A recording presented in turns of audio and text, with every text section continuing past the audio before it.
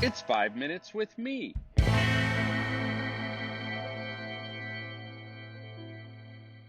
A few years back, my wife and I took a trip to Big Sur, California. For those of you who don't know, it's on the Central California coast, and it's known for its massive sea cliffs and stunning vistas of the Pacific Ocean. But it's also known for its California redwood trees. Redwoods, in case you don't know, are massive trees. They can be up to 350 feet tall and 20 feet wide, and the older trees around there are 2,000 years old.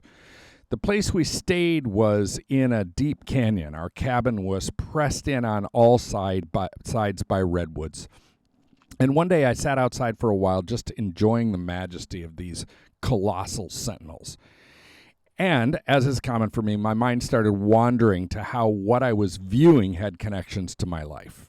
First, one can't stare at a redwood tree or a sunset or any number of other natural wonders without having a sense of God. Majestic beckons our hearts and minds to reflect on God. Atheists struggle to find words for transcendent moments like this, compelled by a sense of something good outside of themselves, but not having language for it. Other people rely on faulty but aspirational language about the universe, ascribing volition and moral will to the earth and all that is.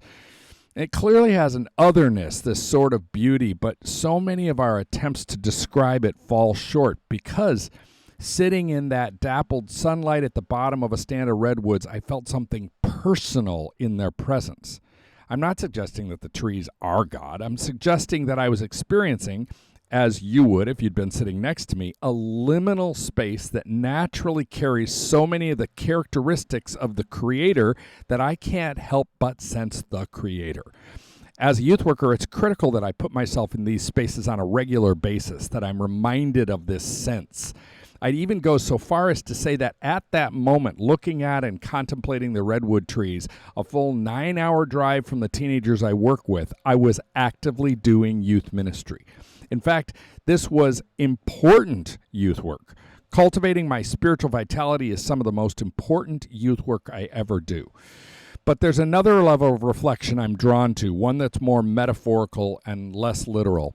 In youth work, I'm called to be the redwood tree. I'm reminded of my horrible youth ministry failure at about 20 years old. I'd just come from almost and accidentally breaking a girl's neck while attempting an attention-getting Pied Piper move when an older youth worker sat me down. He said something very close to this. He said it in love, but he was blunt. He said, "You're really failing at this so far. You're trying to be a lighthouse on wheels, following the teenagers around and constantly beaming out, 'Notice me.' But they don't need or want that from you. They need you to be a lighthouse on a promontory, stationary and dependable. The light from a lighthouse isn't used for prying or invading or exposing. It's a faithful reference point."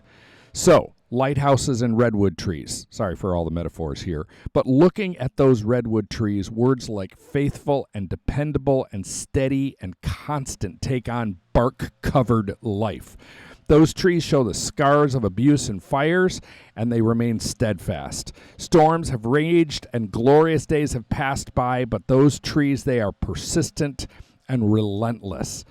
I'd like to be that kind of youth worker. I'm not interested anymore in putting on a good show, and frankly, I'm not interested in trying to replace the Holy Spirit, bringing conviction, exposing faults, but I dream of being a youth worker, an agent of Christ in the lives of teenagers who would be described as I've described those redwood trees: dependable, faithful, persistent, relentless.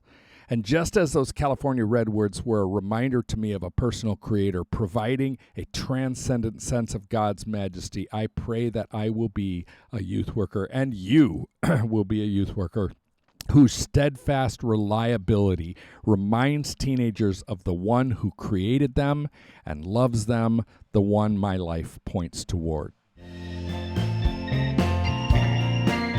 The Youth Cartel Podcast Network.